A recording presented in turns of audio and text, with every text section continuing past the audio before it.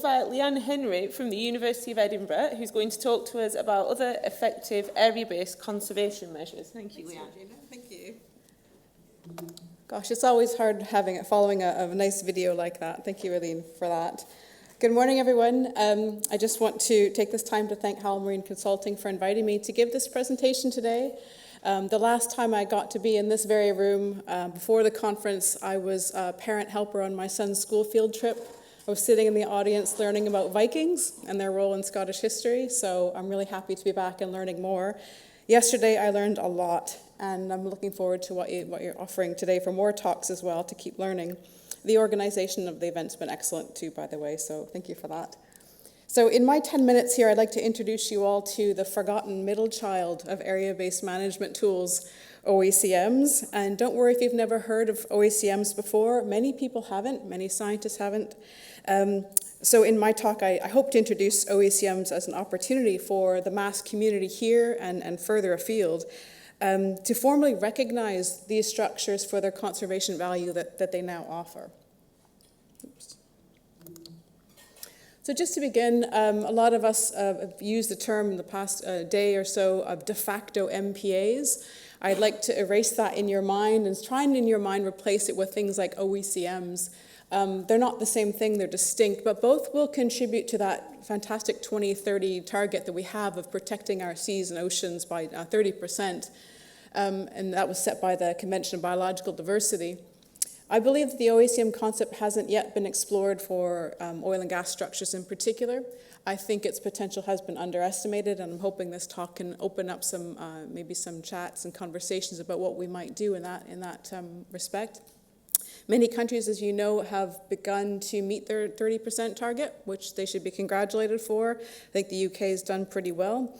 But I would argue that a lot of our MPAs are not effective, and OECMs can maybe help alleviate that and introduce an additional form of area-based management that can deliver more effective conservation.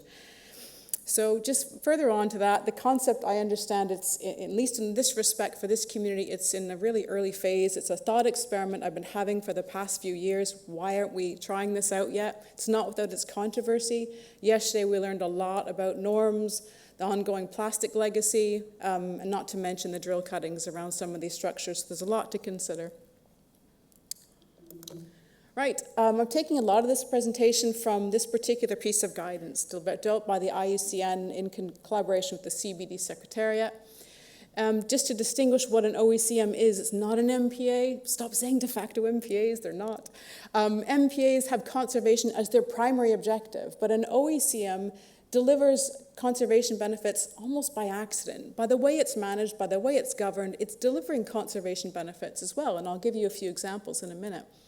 Identifying, reporting, and monitoring the OECMs offers significant opportunities for us to recognize these conservation values. And I'd strongly point you to that report, which is an open access report too, that you can read through for really detailed guidance on how to identify one of these things.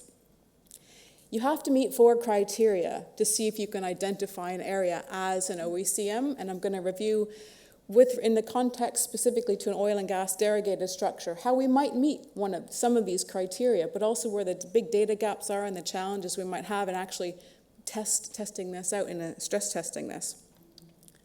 Starting off with a few things before we get to the criteria.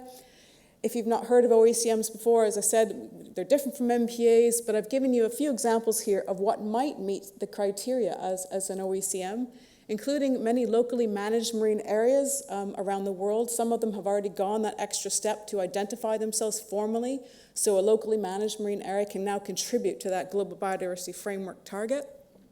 I know there's a fantastic LMMA off St. Abbs and Eyemouth, the voluntary Berwickshire Marine Reserve. I'd love to see that sort of formally receive its recognition.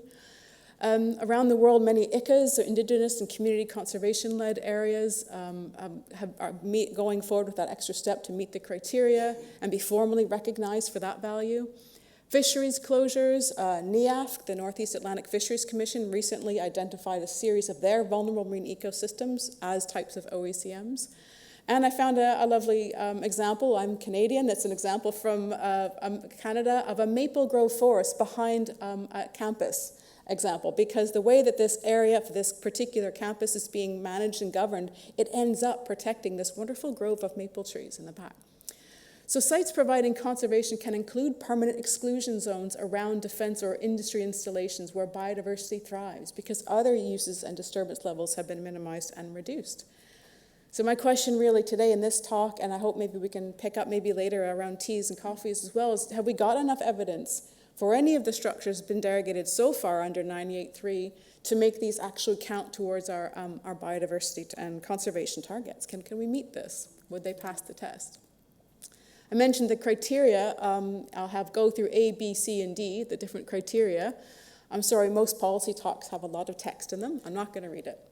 Everyone says they're not going to read it, and then they do, so I'm going to try not to do that. I've already discussed criterion A. It's not a protected area. Your OECM can't already be an MPA, and there's some guidance in the report that you can go through to establish that firmly.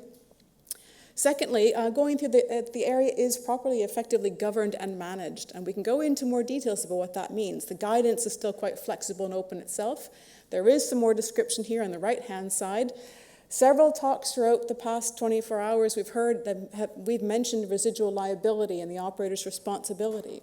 And we need a coalition of the willing, really, to come together to put together a case for support, for example, for a derogated structure to meet these criteria.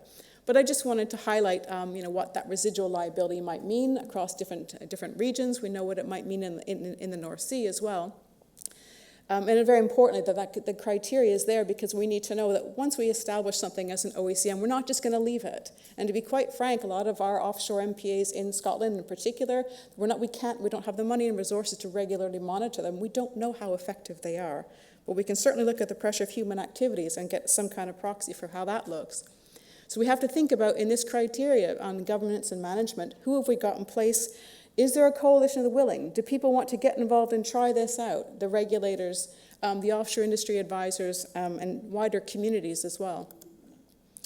Criterion C is where we start to get in the fun stuff that I relate a lot more to as a scientist. We're looking at whether or not the site delivers effective conservation over the long term. Is there actual in situ conservation of biodiversity happening? And is the opportunity for information and monitoring? And I really like this last point because this is particularly holds the responsibility to actually, oh my goodness, that time went fast, Mario, to actually go out there, monitor, and report in a transparent way what those structures now look like. But what is effective conservation? That's up for debate. Monitoring and information sharing, how transparent is this going to actually be when we have people constantly out with ROVs? How will that data gathering look like? Our final criteria, do we have enough information about the ecosystem functions and services that marine artificial structures actually provide? I'm not sure we do, but I'm not sure we bottomed out the role that, for example, these structures play in enhancing fisheries, or are we still just attracting fish to our structures? Just a final sort of note on those things, environmentally damaging industry activities that are ongoing would absolutely exclude this from being taken forward as a case. My final question to the audience then is, which derogated structure do you think might make a good case study to actually try this out? I have a large desk full of information on Murchison, an example that I've worked on that I think would be a fun case to try out. I don't know if any from CNR is here, but I'm happy to talk to other operators who might want to test this out. Let's stress test it. So thank you for listening, and I look forward to chatting later. Thank you very much.